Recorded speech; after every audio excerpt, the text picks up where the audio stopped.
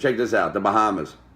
And I'm going backwards to what inspired me to do all this.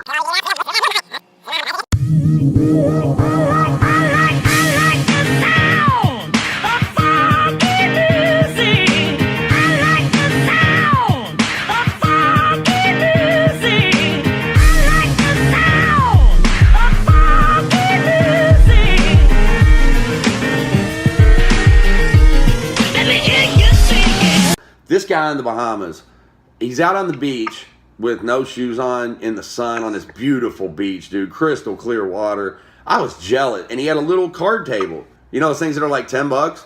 He had that sitting there, and we looked over from a distance and said, is that dude selling knives? How do you sell knives on the beach? Then they were huge. And we were like, it was one of these right here, see? And so we walk over and look at it, and it's this. So I have my name on this one, and then on the other side it says Bahamas 2018, right? This is just wood.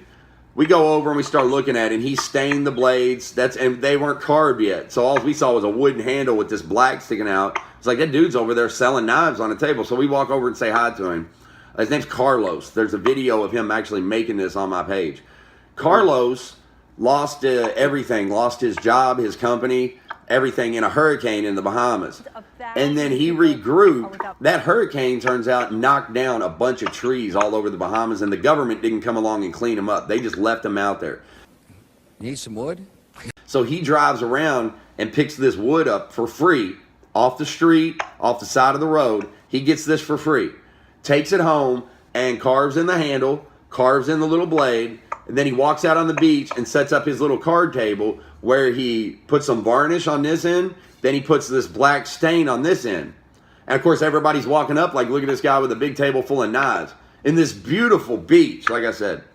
So I asked him, I was like, what are you doing, man? He said, oh, I'll carve your name into it. I'll put Bahamas on it. Here's a finished one. He showed me a finished one. And he had other items there too. He made little turtles. He made little crabs and stuff that were all carved out. There's a lot of work to get that flat. And he told me the story. He said, man, we lost everything in the hurricane. And the Bazaar is what it was called. This big area that was a huge building that was painted all pink and purple and red. Very, very bohemian, right? And the Bazaar was destroyed in the hurricane. So a lot of these people lost their main source of income. It really caught, and the tourists stopped coming. Their money stopped. So he's standing out there telling me he gets these for, gets the wood for free. He puts about 20 cents worth of varnish on it. Then he had this metal tool with a handle, a little carving tool, and he had a wooden block, just a wooden block he had gotten somewhere. And he sits there and puts the tool on here and takes the wooden block and he hand carves your name and then Bahamas in it. And it was $20. And he had 20 of them sitting there. And I was like, dude, I didn't want to haggle with him. I just admired his hustle so much. Free wood, 20 cents worth of varnish, and this right here. And he sells out every day. For any of y'all doing the math, that's $400 a day in U.S. currency this guy makes, standing on the beach with a card table, his brain, and these. But some of you all out there are going to tell me, I can't find a job. I looked everywhere. Nobody will hire me. Bullshit.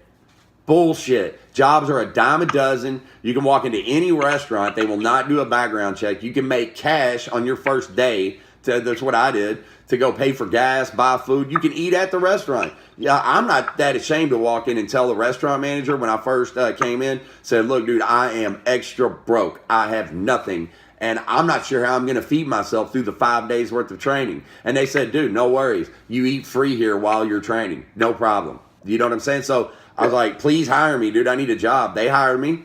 I had food. They even let me take some home if I wanted to bring some to Elena. She was living in a homeless shelter at the time. And I had this little, I was living in a halfway house. And they said, you can take some home, take some food home. And actually, once I became head chef at a different restaurant, I did people the same way. You can eat here while you're training. You can take some home. Here's some food for your kids, whatever.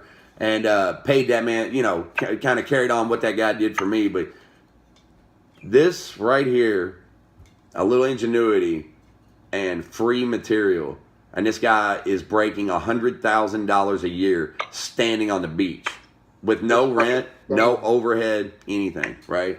So the ironbeancoffee.com, holycowejuice.com. This guy